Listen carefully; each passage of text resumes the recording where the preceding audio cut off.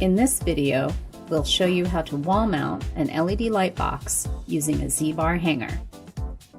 We're going to need a few items: the Z-bar that ships with your unit, screws to mount the Z-bar to the wall, and a screwdriver. We strongly recommend using a level to mark the wall before attaching the Z-bar to ensure even placement. Once you have decided where to install the Z-bar, you'll want to tighten the screws firmly to secure the bar to the wall.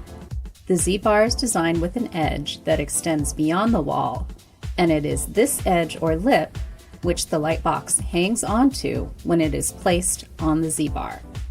Bring the light box up to the Z-bar and line it up so that the top edge of the frame is higher than the Z-bar. The back of the light box has a slot into which the Z-bar edge will fit.